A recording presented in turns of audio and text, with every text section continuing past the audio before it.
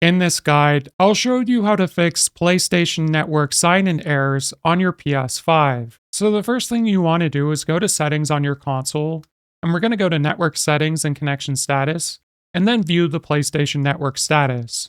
Now, if all services are up and running, that's great, but if anything's in the red, I'd wait until all services are up and running, as that could be causing the issue. So what we're going to do next is test your internet connection. And where it says obtain IP address and internet connection, if either of those say unsuccessful, it's likely a network issue on your side. So here you can see it failed for me.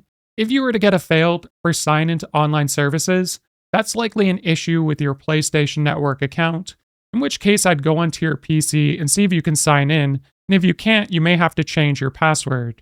So in this case, I got that error right there, so what I'm going to do is forget my Wi-Fi network.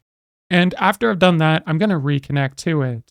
So I'm going to select it right now and input my password. So I just input my password and it looks like I'm connecting to the internet. But if you're experiencing any issues, press the options button on your controller. And I recommend you forget your Wi-Fi network and then try to reconnect to it. Now, what I also recommend you do is power cycle your home network by unplugging your modem and or router for 30 to 60 seconds.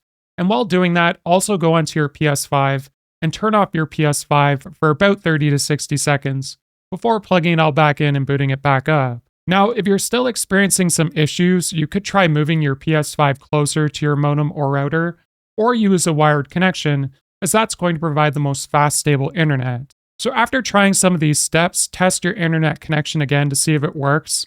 And if you're still getting any issues here, something else you could try is go to Settings and set up internet connection, and then press the options button on your controller on your Wi-Fi network, and we're going to go to Advanced Settings. Now for some people, changing the DNS settings from automatic to a custom DNS can sometimes fix sign-in errors.